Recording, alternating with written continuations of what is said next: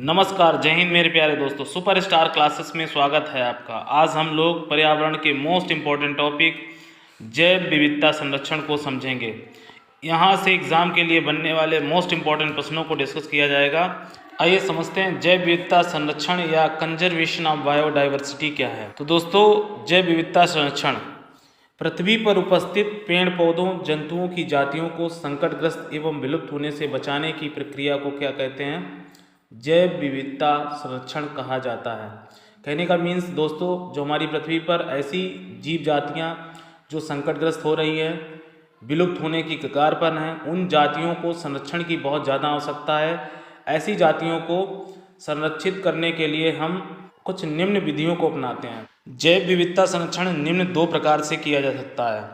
Number first है आपका वास्थानीय संरक्षण, इक्स सीटू कंजर्वेशन। साथ ही साथ सेकेंड स्वास्थानीय संरक्षण, इसे हम कहते हैं इन सीटू कंजर्वेशन। आइए समझते हैं कि वास्थानीय संरक्षण क्या है। जब किसी जीव जाति को उसके वास स्थान से हटाकर दूसरे स्थान पर संरक्षित किया जाता है तो इस प्रक्रिया को हम क्या कहते हैं? वास्थानीय संरक्षण। कहने का मीन्स दोस्तों ये है कि अगर अमेरिका में किसी पौधे को लाकर भारत में इसको संरक्षित किया जाए तो इस प्रक्रिया को हम क्या बोलेंगे? वास्थानीय संरक्षण। ये विधि क्या कहलाएगी? वास्थानीय संरक्षण। कहने का मीन्स ये भी है दोस्तों कि जब किसी जीव की संख्या घटने लगती है तो उस जीव को हम क्या करते हैं? संरक्षित करने की कोशिश की जाती है। जैसे उत्तर प्रदेश में अगर शेर की संख्या नहीं है तो इसको हम दूसरी जगहों से शेर को लाकर संरक्षित करेंगे, तो इस प्रकार का हमारा जो संरक्षण होगा इसे हम वास्थानीय संरक्षण कह सकते हैं। वास्थानीय संरक्षण या इक्स सीटू कंजर्वेशन के अंतर्गत निम्न विधियां हैं। उन विधियों को समझते हैं किस प्रकार से हम इक्स सीटू कंजर्वेशन जीव जंतुओं पेड़ पौधों का कर सकते हैं। तो सबसे इम्पोर्टेंट विधि है आपकी जीन बैंक। किसी भी जीव जाति का जीन बैंक में जीव जंतुओं के जीन को संरक्षित किया जाता है। साथ ही साथ आपका वास्थानीय संरक्षण के अंतर्गत सीड बैंक आते हैं।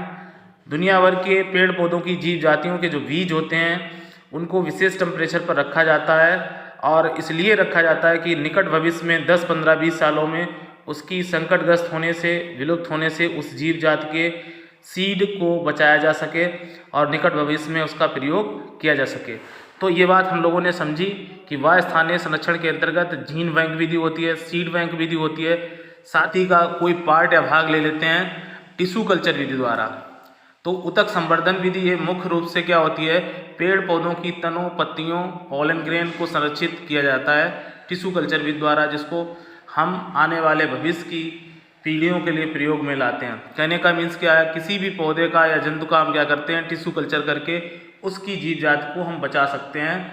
तो ये बहुत ही अच्छी विधि मानी जाती है ऊतक संवर्धन विधि। और साथ ही साथ ये हमारा वास्थानीय संरक्षण होगा इस विधि के द्वारा। साथ ही साथ सबसे एक महत्वपूर्ण विधि है क्रायो प्रिजर्वेशन दोस्तों। इस विधि के द्वारा भी वास्थानीय संरक्षण किया जाता है। इसको हम डिटेल में आगे समझेंगे क्योंकि यहाँ से यूपी टेट, सुपर टेट या अन्य एग्जाम्स के लिए प्रश्न बनता है कि क्रायो प्रिजर्वेशन विधि क्या है। नेक्स्ट है आपका वास्थानीय संरक्षण के अंतर्गत चिड़ियाघर आते हैं। दोस्तों सभी लोग जानते हैं जू पार्क बनाए जाते हैं, जैसा कि आपके कानपुर में चिड़ियाघर है, लखनऊ में चिड़ियाघर है, अन्य दूसरे चिड़ियाघर हैं। वहाँ पर क्या होता है? जंतुओं को दूसरी जगहों से लाकर संरक्षित किया जाता है। तो एक प्रकार से ये विधि क्या है? वास्थानीय संरक्षण की विधि है। इसमें जैसे सारस अगर मान लो कम है किसी जगह पर तो चिड़ियाघर में क्या करते हैं? उनको संरक्षित किया जाता है और उनकी जीव जाति को फलने फूलने का मौका दिया जाता है। वनस्पतिक उद्यान है जिन्हें हम अंग्रेजी में बॉटनिकल गार्डन बोलते हैं। पेड़ पौधों की जातियों को संरक्षित किया जाता है जो संकटग्रस्त हैं। ऐसे पौधे जिनकी तेज़ी से हमारी दुनिया में कमी हुई है या निकट भविष्य में विलुप्त होने वाले पौधे हैं, उन पौधों की उपयोगिता अधिक है, कोई मेडिसिन यूज है। कहने का मतलब ऐसे पेड़ पौधों, उपयोगी पेड़ पौधों की जातियों को बचाने के लिए हम लोग क्या करते हैं? वनस्पतिक उद्यान में उसको क्या करते हैं? बॉटनिकल गार्डन में उसको लगा देते हैं किसी गमले में या विशेष तरीके से उसको संरक्षित कर लेते हैं। अब हम लोग समझते हैं इक्वेरियम। इक्वेरियम की व्यवस्था क्या है? इक्वेरियम में हम जल जीवशाला, कहने का मीन्स क्या है? हम समुद्री जंतुओं को, नदी में रहने वाले जंतुओं को, पौंड में रहने वाले जंतुओं का उसमें संरक्षण कर सकते हैं। किसमें? जल जीवशाला के रूप में।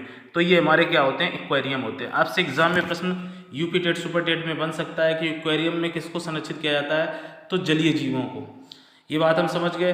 तो हमने वायु स्थानीय संरक्षण के अंतर्गत जीन बैंक पढ़े, सीड बैंक पढ़े, ऊतक संवर्धन या टिश्यू कल्चर पढ़ा, क्रायो प्रिजर्वेशन समझा। क्रायो प्रिजर्वेशन विधि क्या है? तो वायु स्थानीय संरक्षण के अंतर्गत चिड़ियाघर मीन्स जू, वनस्पतिक उद्यान मतलब बॉटनिकल गार्डन वायु स्थानीय संरक्षण के अंतर्गत आते हैं। एक्वेरियम आते हैं।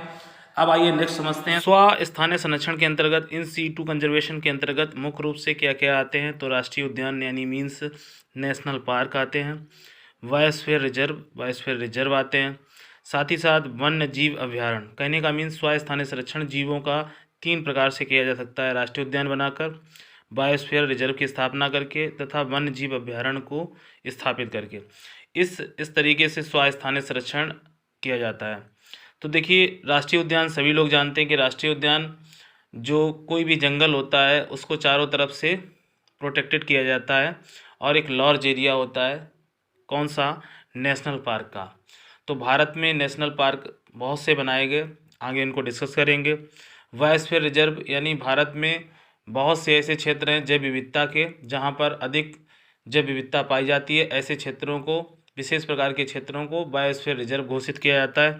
साथ ही साथ समय समय पर जंतुओं के संरक्षण के लिए वन्य जीव अभ्यारण्य बनाए जाते हैं, जैसे टाइगर प्रोजेक्ट है, आपका क्रोकोडाइल ब्रीडिंग प्रोजेक्ट है और हाथ एलिफेंट प्रोजेक्ट है। तो इस तरह के प्रोजेक्ट विशेष प्रकार के जीवों की संख्या में वृद्धि के लिए किए जाते हैं, जो वन्य जीव अभ्यारण्य कहलाते हैं। तो इन्हें हम बोलते हैं वाइल्ड लाइफ सेंचुरीज। तो हमें 3 बातें मोस्टली याद रखनी है। राष्ट्रीय उद्यान स्व स्थानीय संरक्षण के अंतर्गत आते हैं, बायोस्फीयर रिजर्व आते हैं, वन्य जीव अभ्यारण्य आते हैं। नेक्स्ट समझते हैं most important topic cryo preservation, जो इसी के अंतर्गत है। तो क्रायो प्रिजर्वेशन मीन्स क्या है? जब -196 डिग्री सेल्सियस पर जब किसी जीव के जीन को द्रव नाइट्रोजन में रखा जाता है तो इस प्रक्रिया को हम कहते हैं क्रायो प्रिजर्वेशन। तो इसमें क्रायो प्रिजर्वेशन के अंतर्गत दुर्लभ संकटग्रस्त जातियाँ या विलुप्त हो रही जातियों के जीन को संरक्षित किया जाता है। ये प्रक्रिया हमारी क्या कहलाती है? Cryo preservation. यहाँ से 2 मोस्टली क्वेश्चंस बनते हैं कि क्रायो प्रिजर्वेशन प्रक्रिया में कितने टेम्परेचर पर किसी जीव के तने को, पत्ती को, जड़ को, परागकण को या सीड को या फ्लावर पोलन ग्रेन को या टिश्यू को संरक्षित किया जाता है। तो माध्यम होता है उसको द्रव नाइट्रोजन माध्यम होता है। कैसा होता है? द्रव नाइट्रोजन माध्यम। तो 2 बातें बहुत इंपॉर्टेंट आपकी हैं, यानी लिक्विड नाइट्रोजन और जो टेम्परेचर आपका कितना है -196 डिग्री सेल्सियस। और इसमें संरक्षण की प्रक्रिया को हम क्या कह सकते हैं? Cryo preservation. तो हम लोग ये समझे कि क्रायो प्रिजर्वेशन क्या है। तो क्रायो प्रिजर्वेशन प्रक्रिया में हम लोगों ने समझा दुर्लभ संकटग्रस्त जातियों के जो जीन हैं उनको संरक्षित करने की क्रिया को हम क्या कहते हैं? Cryo preservation. इसमें द्रव नाइट्रोजन में एक -196 डिग्री सेल्सियस पर किसी जीव के जीन को सुरक्षित किया जाता है। अब आइए, सबसे इंपॉर्टेंट क्वेश्चन बनता है जैव विविधता संरक्षण अधिनियम कब पारित हुआ? तो 2002 में। मोस्ट इंपॉर्टेंट क्वेश्चन है जैव विविधता संरक्षण अधिनियम कब? तो 2002 में पारित हुआ। अब एक इंपॉर्टेंट क्वेश्चन यहाँ पर एक बन जाता है, जैसे हम लोगों ने पढ़ा था एक्वेरियम क्या होता है, उसी तरीके से एक टर्मिनोलॉजी है वाइवेरियम क्या है।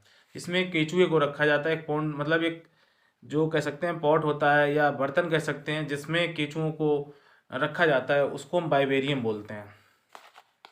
अब साथ ही साथ हम लोगों ने ये जाना कि वाइवेरियम में केचुए को रखा जाता है, तो केचुआ पालन को हम क्या बोलते हैं? ये भी इंपॉर्टेंट बात है, वर्मी कल्चर विधि कहलाती है। क्या कहलाती है? Vermi culture. केचुए से बनी हुई खाद को हम क्या बोलते हैं? वर्मी कंपोस्ट, जो बहुत ही अच्छी खाद बोली जाती है, जो हमारी क्या एक तरीके से पेड़ पौधों के लिए बहुत अच्छी खाद होती है। खेतों में इसका प्रयोग किया जाता है वर्मी कल्चर के द्वारा, वर्मी कंपोस्ट का। किसका? वर्मी कंपोस्ट खाद का। तो यहाँ से हमने जैव विविधता संरक्षण मोस्ट इंपॉर्टेंट क्वेश्चन है जो कब पारित हुआ? तो 2002 में। आइए नेक्स्ट प्रश्न, हम लोगों ने जो पढ़ा था इन सीटू कंजर्वेशन, उसमें आपने पढ़ा था नेशनल पार्क को। तो यहाँ से एक प्रश्न बहुत अच्छा बनता है कि भारत में कुल राष्ट्रीय उद्यानों की संख्या कितनी है? तो 106 राष्ट्रीय उद्यान भारत में है कुल टोटल। और नवीनतम राष्ट्रीय उद्यान कौन सा अभी बना? तो रायमोना राष्ट्रीय उद्यान नवीनतम 106वां आपका नेशनल पार्क है, कहने का मीन्स।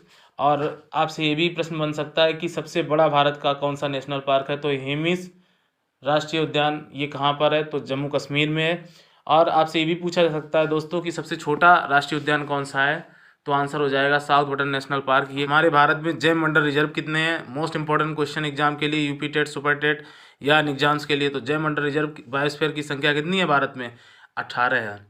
साथ ही साथ जो वाइल्ड लाइफ सेंचुरीज, इनकी संख्या अब कितनी है? तो 567 वन्य जीव विहार भारत में बनाए गए अब तक। तो कहने का मीन्स ये 3 इंपॉर्टेंट क्वेश्चन बहुत ही इंपॉर्टेंट हैं जो एग्जाम्स के लिए महत्वपूर्ण है। तो यहाँ पर हम लोगों ने बहुत ही अच्छे इंपॉर्टेंट मोस्ट इंपॉर्टेंट प्रश्नों को डिस्कस किया, और आने वाले नेक्स्ट वीडियो में आपको और भी अच्छे प्रश्न मिलेंगे। लाइक करें, शेयर करें और साथ ही साथ चैनल को भी सब्सक्राइब करें।